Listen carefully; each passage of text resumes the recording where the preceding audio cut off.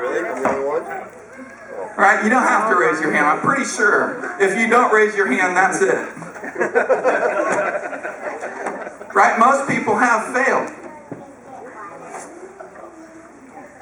Listen, and this is very, very important to understand. The grace of God, where sin happens, grace increases more. It's not an excuse to sin. I don't want you to sin, but let me qualify, not because you need to know this to be qualified for the gospel, but because I want you to understand its truth. Sin, stupid. Turn to somebody and say, sin dumb. Don't do it. I also understand that quite a bit of life is people attempting to walk after God and then tripping up and failing sometimes. And how you respond to that is very vital. What you do when that happens is really crucial. Okay? When we fail, when we know about the gospel, we've heard about this Jesus thing, we've elected, we believe it, we embrace it, we walk in it, and then we stumble. How we respond to that stumbling is very, very vital. Amen?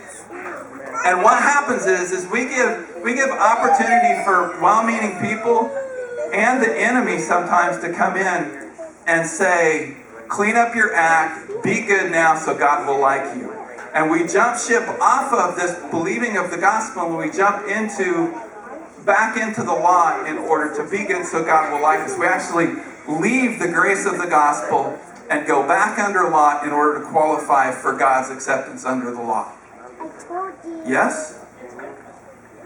Grace. We attempt now to qualify for grace by our goodness instead of understanding that we're covered by grace because of God's goodness. Amen. You guys with me? Are you following me? How we respond to our failures is very critical with how we grow, how we mature, how we continue. And so when you stumble, I want to invite you, when you realize you've stumbled, and sin, you know what? The wages of sin is death. God doesn't have to spank you when you sin. Sin spanks you when you sin. Amen? It carries it.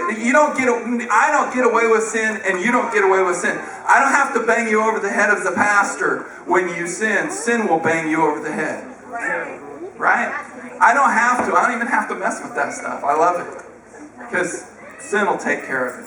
So we get in this place, it's like, oh man, this really is lousy. I want out of this. How do I get out of it? I don't want to be this. How many of you have moments of sanity where you're like, I don't want to be that guy? Right? I don't want to be that. I want to be that guy. I don't want to be that guy. Redoubling your efforts to be good so God will love you has never accomplished anything for anybody. That's right. Redoubling your efforts to get God to love you has never accomplished anything of what it was set out to accomplish. It creates sort of weirdness, actually. It creates people that have to pretend that they've got, fake it till you make it. It does. It's really it doesn't. But let me tell you something. Grace and the gospel and mercy are effective weapons in God's arsenal. Amen? When you need grace and you receive that grace, something happens in your heart in that domain that made you stumble. Yes?